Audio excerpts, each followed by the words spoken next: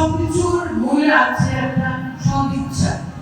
সদিচ্ছা থাকলে, মঙ্গল ইচ্ছা থাকলে যে কোনো কাজ আমরা করতে পারি সৃষ্টিকর্তার কাছ থেকে।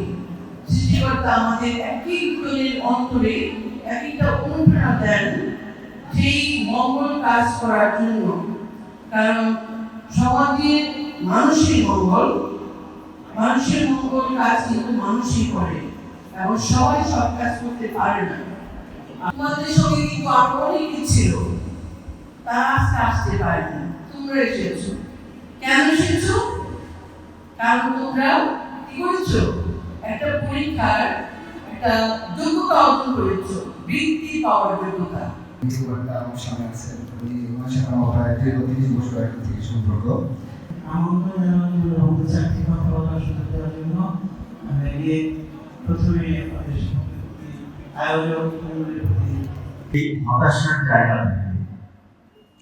মেধাবীদেরকে বের করে এনে আজকের এই হলরুমে জড়ো করানোর যে দায়িত্বটি পালন করেছে সেটি হচ্ছে নবাবগঞ্জ ইন্টারগ্রেটেড স্টেশন। সভা হয়েছে গত 12 তারিখে আজিমপুর গার্লস স্কুলে। এখানে জিরো টলারেন্সের কথা বলা হয়েছে। সেখানে জিরো টলারেন্সের কথাটা উনি এমনভাবে বলেছেন, কথাটি হচ্ছে এরকম যে পরীক্ষা নির্দিষ্ট সময়ে শুরু হবে, নির্দিষ্ট টাইমে শিক্ষার্থীদেরকে হলে থাকতে হবে, শিক্ষকদের হলে থাকতে হবে। শিক্ষকগণ মোবাইল ফোন ব্যবহার করতে পারবেন না। শিক্ষকগণ ছাত্রছাত্রীদের অহেতুক হয়রানি করতে পারবেন না। ছাত্রছাত্রীরা নির্বিঘ্নে তারা যা শিখে এসছে সেগুলো তারা প্রকাশ করবে তাদের লেখনের মাধ্যমে, তাদের প্রকৃত মেধা যাচাই হবে। অতি ট্যাম্পারিং করে যে ফলাফল দেওয়ার একটা প্রবণতা এটি থাকবে না। এই সার্বিক নিয়ম নীতির মধ্যে পরীক্ষাগুলো অনুষ্ঠিত হবে, এটিকেই উনি জিরো টলারেন্সের কথা বলেছেন। ও নবাবগঞ্জ মাধ্যমিক শিক্ষক অ্যাসোসিয়েশনের সম্মানিত সভাপতি এবং আমার স্নেহাস্পদ ছাত্র জনাব মোহাম্মদ শাহ আলম।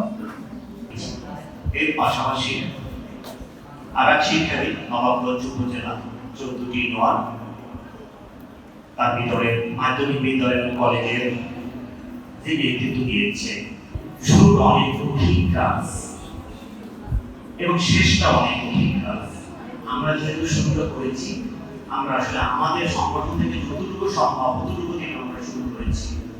আমরা এই পর্যায়ে এসে যখন আমাদের শেষ পর্যায়ে এসে দাঁড়িয়ে আমাদের অনেকে সহযোগিতা করতে হাত বাড়িয়ে দিতে চাচ্ছি, কিন্তু আমরা হাত বাড়ানোটা আমরা সহযোগিতা না নিলেও পরবর্তীতে যদি আমাদের সুযোগ হয় আমরা তাদের কাছ থেকে সহযোগিতা আমরা নেব। যেহেতু তারা আমরা বুঝতে পারিনি আমাদেরকে সহযোগিতার জন্য অনেক প্রতিষ্ঠান, অনেক মেধাবী লোক, শিক্ষা অনুরাগী তাদেরকে আমাদেরকে সহযোগিতা করার জন্য সর্বদা চেষ্টা করেছে।